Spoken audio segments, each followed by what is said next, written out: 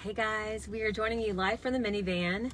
That's and right. We did a very quick little dinner for this week for our date night. Yes. But hey, You got to take whatever you can get. Every little bit helps, right? So we are out on the town and quick dinner and minivan video for you guys. So that's what we're doing. That's right, in a random parking lot. So that's right. You're going to see cars and people going by.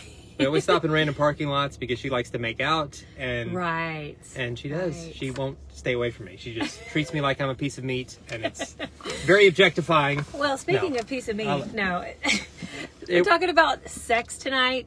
Yes, and which is her favorite topic. It's all she wants to talk about. It's all she thinks about. That yes. But not to interrupt you, but a couple fine. quick announcements before we dive into. I can't see. I'm going to put on my glasses, you guys, because I can't the see video. What you're saying. It says no sex, and so we're going to talk about when there's no sex in the marriage, or when one spouse in particular is just never in the mood, and all the different things that can affect lopsided sex drives. And we're going to kind of talk about a lot of this stuff. But a few quick announcements before we jump straight into it tonight. Okay, number one is that we're doing on the Naked Marriage podcast. We're doing a series right now on our new book called Naked and Healthy, which is about how to be healthy mind, body, soul, and in your marriage. It has a lot of tips about your sex life. So check out the book Naked and Healthy wherever you get books or audiobooks and all that. But also, while you've got your phone out, because you're probably watching this on your phone right now, pull up the podcast app and look up the Naked Marriage Podcast with Dave and Asley Willis. It's totally free. Yeah, free's our favorite. Hit subscribe. And there is so much. Every single week we're releasing new episodes that we've got some great interviews. I'm telling you, this resource could really, really help your marriage. Yes, we're really excited. And stay tuned. We do have some great interviews coming up. We're not necessarily an interview show, but we've had just whenever Dave and I both are people that we just believe that God will bring certain people in your path. And this season, he has really brought some interesting people into our path. And I know it's by no mistake. I don't believe in coincidence. I believe that it's God, bringing these connections. And when we meet someone that we know has a message that could help you, we want to put them on the podcast. And so I'm really excited about some of the interviews. Well, really all of the interviews that we had. There's not that, again, it's not interview driven, so it's kind of sprinkled in there, but I think you guys will really enjoy those. And we talk a lot about sex on the podcast. We do too. a lot. Yes. So check out Let's get to it. I know the they're Naked Marriage like, podcast. okay. You're like, enough with the ad. So again, though, check out the book called Naked and Healthy by Dave and Ashley Willis, and check out the Naked Marriage podcast, also with us. Yes. And if you're on Instagram, one final thing, we've been doing a lot more on Instagram, and so that isn't necessarily on Facebook. Right. So we're at Dave and Ashley Willis, all spelled out, or just search for our names, and it'll pop up, and you can join us over there. Yeah. So, and thank you, Justin and Lauren Scott said, I love your podcast, Game Changer for Our Marriage. Goodness. Just celebrated 10 years. Congrats. A decade. Wonderful. Congrats, Justin and Lauren. That's so great. And, I've got to lean in. My eyes are kind of getting to that point where I have to, even after LASIK, I've got to lean in. He has laser eyes, is what I call them, but yes. So. All right, so let's talk about, we put the title. One last announcement. Yes. Last week, this beautiful woman. Yes. Or was it last week or 2 weeks ago? Last Monday. Was it last Monday? 2 Mondays? I feel like it was 2. On March 1st. We celebrated so long, I don't know. On March 1st, which was very recently. 2 weeks ago, I think. Yeah. Yeah. She turned a big birthday, and we just announced it. We don't lie about it. 40. Yeah. I know she looks 20. 40. She is Am I the right way? 40. Yes. So, I mean, you are just amazing. You have the wisdom of a 90-year-old. Well, the looks you look still somehow like a 20-year-old. I don't know how this happens. That's not true. But you're 40. It feels good when you're 40. Yes, the glasses are making me feel really 40.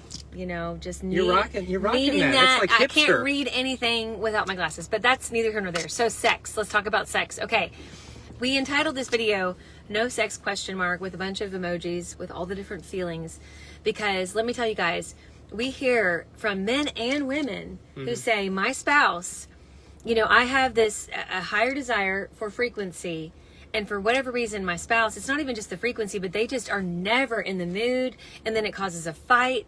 And I don't want to make my spouse feel like they've just got to do this duty for me. I want it to be mutually, enjoyable. And it causes a lot of friction. And gosh, you guys, this is such a common issue. And we often refer to it as lopsided sex drives. And most marriages, this is the case. One person, one spouse, and it could be the man or the woman, has a higher need for frequency and a higher libido, and then the other spouse, it's not that they don't like sex, but they have a little bit lower sex drive. And so what do we do with that? I mean, that's what we're going to talk about tonight. Yes, that is the $1 million question. Yeah. And there are, first of all, there are so many different nuances as to what can cause this, and a lot of them, a lot of them aren't anybody's fault. And so it's just like, it can be how you're wired, it can be physical exhaustion. Yes. It can be, hormonal imbalance. Mental health. Yeah, it can be a lot of different things. Yeah. But the bottom line is, sex needs to be a priority. When both of you are physically able-bodied people who are able to make love, like, you need to prioritize that aspect of your marriage. And if you don't, what happens is the spouse with the higher drive will start developing a lot of resentment and frustration because the marriage is the only legitimate place on earth where that sexual need can be met. Right. And so if the spouse with a lower drive is just like, I'm not in the mood, so I'm never going to meet it, then the spouse with a higher drive is going to like just live in frustration. But if the spouse with the higher drive is always like pressuring and shaming and all of that, then the spouse with the lower drive is going to feel like, I'm never measuring up. And it creates this gap and this tension. And so for both spouses, and just like a lot of issues in marriage, not just your sex life, a lot of issues in marriage, you really need to find ways to like serve each other, to communicate about what you need, what you want, but at the same time really respect and affirm one another. And a few kind of very practical things for the spouse with the lower drive. I would say be open to intimacy. Be open to sex. Yes. Even when you're not necessarily feeling it. Like, because all the way in the mood. Right. Because if you say, well, I'm only going to do it when I'm fully in the mood, well, think about your whole life. Like, how many things in our life would we never do if we only did it when we're fully in the mood? Like, 99% of what I have to do as a dad, I would never do if I only did it when I was fully in the mood. If I would never brush my kids' teeth. Feel like that. I would never put them to bed. I would, like... Because a lot of times I'm not in the mood, but I'm like, but this is what they need, and I'm going to serve them that way. This is what I need to do. Like, maybe your need isn't sex, it's communication. How would you feel if your spouse only communicated with you when they were fully in the mood to have a really in-depth conversation? And the thing is, the less you do things, the less often you feel like doing it, whether it's sex or communicating or anything else. And so sometimes we have to lead our feelings instead of following our feelings. Right. And it's more nuanced than that. We'll talk about a lot of other things than just, but just as a starting point, that is true. Be willing to. It's a hard truth, and I know those of you watching this, who do have the lower sex drive.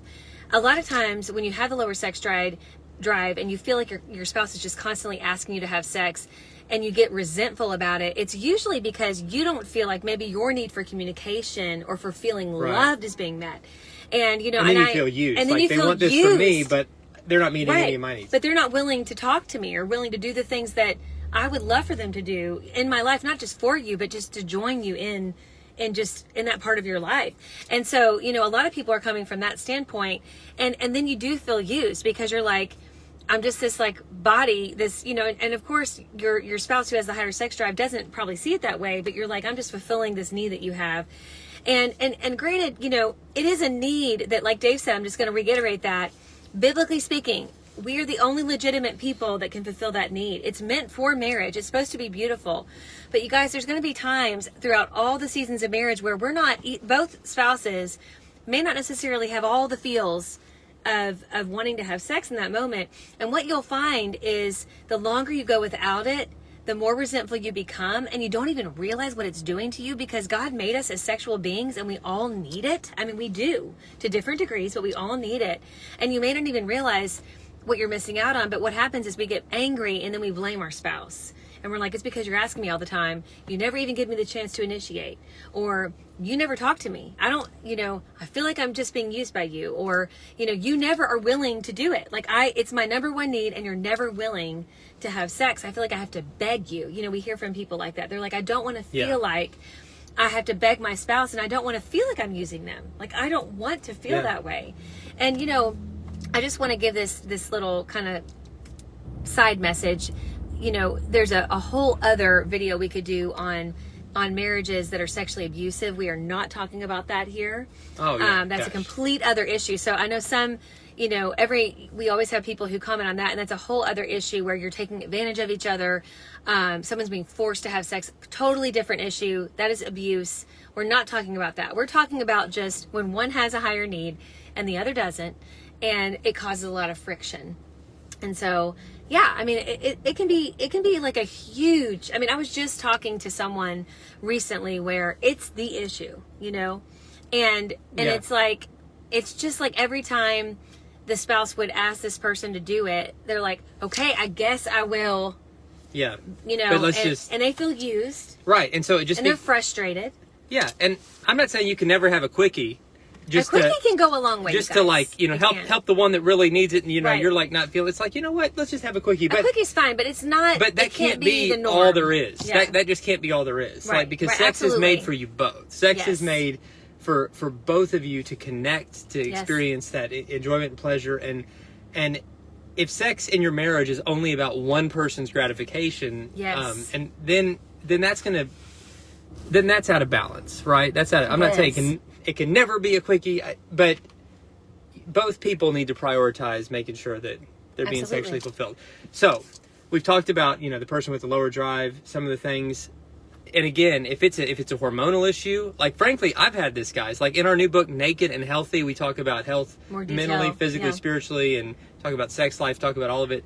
I've got a thyroid issue that went undiagnosed for a while that like messed with my testosterone levels. It messed with like every part of me until we kind of figured it out and got it under control. My sex drive for the first time in my life had plummeted, and it was a weird time, but I was like, I'm going to do everything in my power to make myself as healthy and virile as possible. And so there are solutions out there, guys. And we talk about it in the book. There's a lot of different solutions. I've gone through that in my life as well. I get questions all the time from moms, who maybe recently had a baby, and right after you've had a baby, in that first year, your hormones are literally all over the place.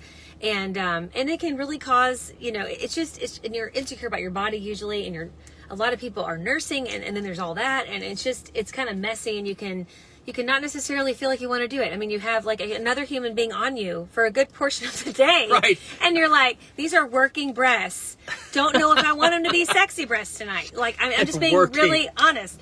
But working breasts. You guys, you guys know we're going to just bring it to you really honest. I've had 4 boys.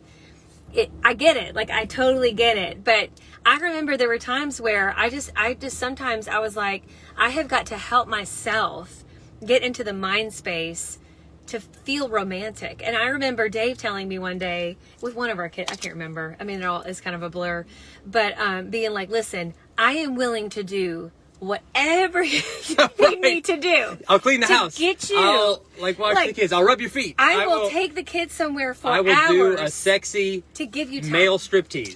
I will do whatever you need. And it's so sweet. And I think that's where we kind of need to get there. Like, listen, what can I do to take this off your plate? And this is not necessarily a male or female issue. It's not just after having a baby. It could be, maybe a husband is in like a super stressful season. Like, it could be like you're taking care of aging parents. It could be that you have a really hard work life right now, or maybe there's something else. Maybe you're going through mental illness. Whatever it is, as spouses, we have so much power, you guys. We have so much power to bring peace, to help facilitate peace for our spouse. And I think so many times we get so wrapped up in our own needs that we forget, like, well, maybe there's a reason that they're not feeling it. Like, maybe there's a reason. And again, this comes back not only to your sex life, but I'm telling you, every part of your marriage. This could go anywhere. It will benefit if you'll do this one simple thing, and it is always believe the best in your spouse. Yes. Believe that their intentions are good and their motives are good. But what happens is, if you're sexually frustrated or frustrated in any part of your marriage, there's a temptation to think, well, she doesn't care, or he doesn't care, like they're just trying to hurt me. I'm working way harder than they are, or I'm in this alone. And if you'll choose to reframe your thoughts to say, you know what, they do care. And like they're hurting. They're hurting. They're doing the best they can, but right now they're in a difficult spot. And this is an opportunity where I can serve them, where I can maybe be the strong one in the relationship, not to like domineer over them, but to serve them, to be that shoulder that they can lean on to help them. And there are certainly going to be times where they can be the strong one for me, because there are going to be times when I'm weak. But I'm going to choose to believe they want the same thing I want. They want this marriage to work. Right. They want to be partners. They want to be best friends. Connect. They want to be lovers. They want this marriage to thrive. They want our sex life to be awesome. Yeah. And for whatever reason, they're struggling in whatever area. And so instead of punishing them or making them feel worse about what they're feeling, it's like, I want to serve them right now. And I want to bring out the best in them with my words. And so just speak life to each other. Do everything with love. And that's not just a Hallmark card. That's straight out of the Bible. Whatever you do, do it with love. And love just isn't a gushy feeling. Love is a commitment. Love is an action. Love is a choice to serve someone and put their needs ahead of your own. Yeah. And if you'll do that consistently, I believe not only will your sex life improve, but every part of your marriage will improve. It will. You know, we had somebody ask, like, well, what if my spouse has a low sex drive, but they're kind of unwilling to go to the doctor? And I want to say this, and we hear this all the time, this is very common, is it's embarrassing to them. I think that they feel embarrassed. And Dave, you were there. Like when you were having the thyroid stuff. Yeah. And it started hitting you, even though like we work with couples, like, and we had at that point, we had worked with couples for years. And listen, you know? I love, it was like pride, you know? I love sex. Yes. I love, you know, but for the first time in my life, I went through a time where I was like apprehensive, and I felt anxiety about sex because I had performance anxiety, which I never thought I would have because my testosterone was so low. But I got to the point where I'm like, I'm not gonna stand aside and just let my anxiety take over me and push this woman toward, like, you know, going and buying a vibrator or something. Which, I'm sorry, I don't know why you thought that would happen, but I know that's not your thing. Being sad, maybe. Yeah, being sad. Like, I want her to be so fulfilled, you know? And well, I think it was a pride. Like but it was a pride issue. As a man, like, so for the embarrassed. It wasn't embarrassment. For men and women, this is not a gender specific issue. Like, there's, you know, it's embarrassing to go and feel like you're getting help because something's not working right or things are off. It's an intimate issue. It is intimate. But for the sake so many of people your marriage, deal with it. So many people. Oh man, you got to be honest. You got to be real. You guys, like, that's why. I mean, we're like putting it all out there for you guys. Like, even our own families, bless their hearts, they don't want to hear about this. Our moms watch this stuff. Our moms watch this and they're stuff. Like, my sister and his we brother. We love you guys. We're proud of you. But it is so weird for us to hear you talk about orgasms. You guys, but let me tell you, I wish someone had been this honest with me. Like, I mean, we've talked about everything. I'm going to be real honest with you guys. Sometimes it's your birth control method. Sometimes your birth control method is killing your libido. And this was my experience. I do talk more about this in the book, but like sometimes mentally it affects you. Like, there's different birth controls, the pill form, the patch form. I don't even know if they have the patch anymore. I've tried them all. Because I literally all of those have tried them all. mess with your hormones. They all mess with me. I couldn't do it. And then there's certain condoms where those can irritate you and make it where it's unpleasurable because it hurts you. Like, it literally hurts you. And I mean, I know I'm probably getting a little TMI here, but like that's a real issue. And sometimes we get embarrassed and we're like, why isn't it working? Like, I just, like, I saw someone on here say we waited, we did all this stuff, and you know, I'm assuming they're saying it's not quite right. And it's like you go through all this and then you're like, what is wrong with me? We start, the enemy wants you to think there's something wrong with you. But there's not. There's nothing you guys. wrong with you. Like, it's just life. Like, it's just finding what works best for you. Okay? You might have an allergy. You might have a latex allergy. You literally and so may have a condoms latex irritate allergy. you. You might have an allergy to the lubricant you're using. Or maybe spermicides. you just need lubricant. Maybe that's just something that you need. What is it? Safflower oil or coconut oil, which are more natural and won't irritate you, like KY jelly. And we're just being like very you can honest. Get that Maybe stuff KY jelly is fine for you. It's get that like stuff whatever. in the cooking aisle, man. You can cook it up at home and I mean, we're just being honest. I'm telling you, coconut oil and liquid coconut oil. It is. It's an amazing. It's a solid that turns to a liquid. It's an amazing lubricant. It's cheap. It's natural. It rarely is an allergen. And safflower oil, same. It works. I mean, make sure you know, make sure you don't have an allergy to any of those things. But yeah, I mean, some people don't talk about it. They think like, oh, well, I'm allergic to this thing we got on the shelf that's supposed to be a lubricant, so I guess I just cannot use a lubricant. But that's just not true. You know, I guess a lot of people don't talk about these natural lubricants because, again, they're cheaper and they want you to buy their overpriced thing. So guys, there are solutions. Like, we just want to have honest conversations to let you know there are solutions for whatever you're facing. Yeah. But what you shouldn't do is just give up and say, well, sex just isn't for me, or it's not a priority, and my husband or my wife needs to just deal with that. Instead, say, like, no, we're gonna prioritize this marriage, and we're gonna find solutions. For the sake of our marriage, for the sake of each other, we're gonna seek out those solutions, and we're gonna get real and get honest. And again, probably more than you wanted to hear, but I mean, hey, we're here for it, you know. While you've got your phone out, again, to help you guys continue in these conversations, pull up the podcast app, look up the Naked Marriage Podcast with Dave and Ashley Willis, hit subscribe on iTunes, Google Play, Spotify, anywhere you get YouTube. Podcasts. Look it up on any of those channels. We've got a new YouTube channel. You can, search Dave and Ashley Willis there, and just subscribe to those things. Those are all totally free. If you want to buy something, you can buy the new book, Naked and Healthy. I'm sorry, I'm laughing. So Jenny just said my hubby just bought me chocolate cake. That is a good husband move. That's amazing. Yes. Chocolate cake is awesome. Yes. That's a good aphrodisiac right there. That's a good aphrodisiac. That's what I was thinking.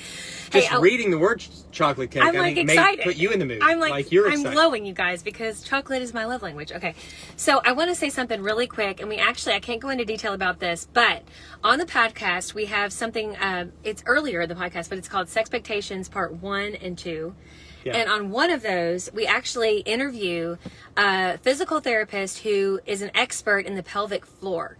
And this is something that I had not really heard about until this lady. And I thought, man, I could have really used her help back in the day, especially when I was having children. It's just for it females affects in particular. Orgasm. It affects... For females in particular, it's like painful sex. Painful sex. Not being able to have an orgasm. Vaginismus, which is vaginismus, like pain. Yes. I didn't know what a lot of these terms were. Or if you happen to, after having children, you have a lot of like accidents. It helps that too. So it's a lot of things that can really make you feel like, gosh, I don't know if I can have sex and enjoy it.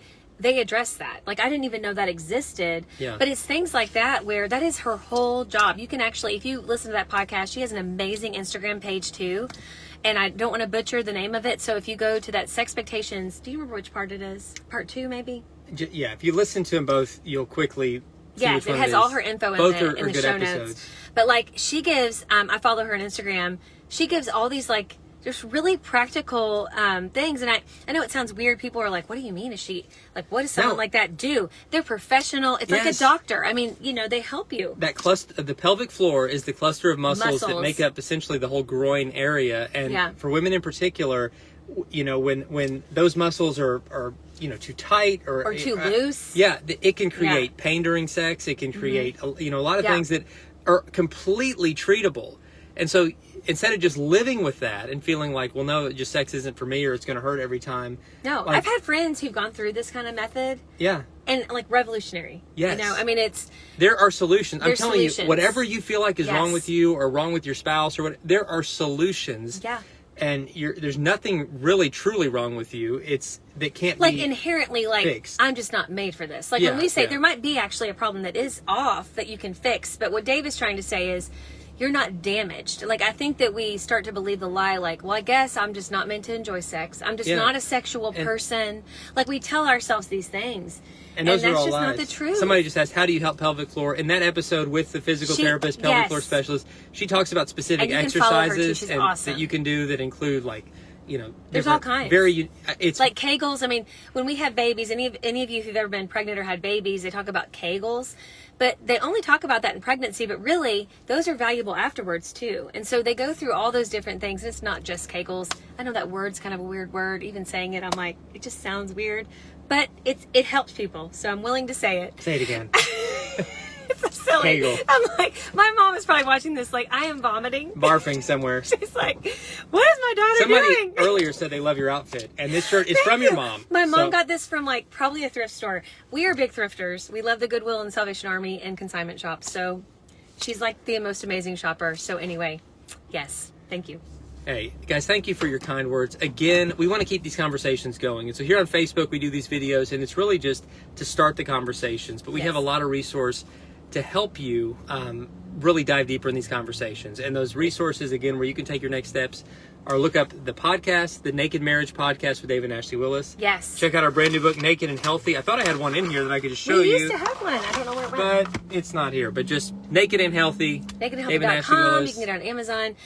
Somebody said, like, I don't really love Instagram. Do you have a Facebook group?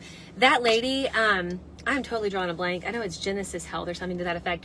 If you go to the show notes and you find her name, I guarantee you she has a Facebook page. Yeah, so look up that. It's her whole life. Like her whole life's work is devoted to the devoted Naked to Marriage this. Podcast, and it's Sexpectations, which was a two-part. One of the parts, yes. Listen to those, and all of her information is there right at the beginning. You don't even really have to listen to the whole episode, but you'll want to because it was it's really so enlightening. helpful. Yes, it is. Well, thank you guys so much for tuning in. And I know that we aren't able to get to all the different questions, but we do look at this. And a lot of times you guys help each other. So thank you for being so awesome and for not only helping each other and commenting on the different comments, but also and being positive in that way. This is such a mostly positive page. Yeah. And I love that in a world where that's not true all the time. So I am so grateful for you guys and how wonderful and encouraging you are.